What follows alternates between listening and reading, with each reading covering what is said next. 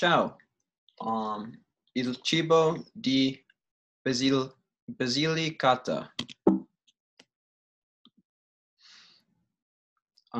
Il cibo. Basilicata è famosa per agricoltura. Cresco I grani in inverno o la primavera e le uve in la primavera o le olive in la primavera e estate e l'autunno. Ma il terreno di Basilicata è male. Il cibo molto importante è la pasta e la verdura e i formaggi e i pani. Non mangiano veramente carne tranne la carne di maiale e agnello.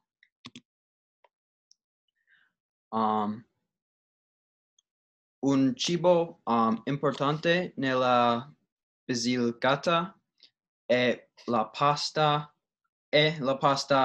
mollicata. Alcune persone chiamano il piatto di un povero perché è facile. Ingredienti sono bucatini, pasta, olio di oliva, acciughe in l'olio, un cipolla, spicci di olio, pani raffermo, trattino di vino rosso e un pomodoro. La racita per la pasta mollicata.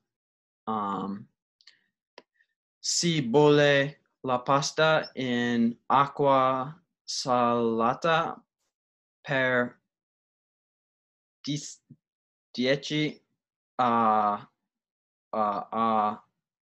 12 minuti. In un padella si aggiunge olio di oliva.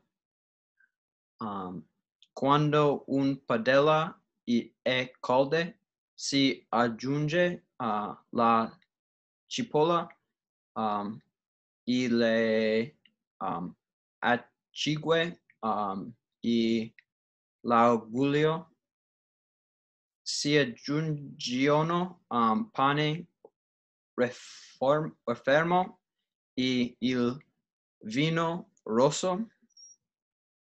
Si tratta il pomodoro e si aggiunge il pomodoro.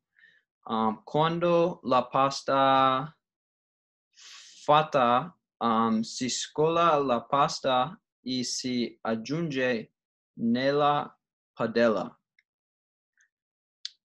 Grazie.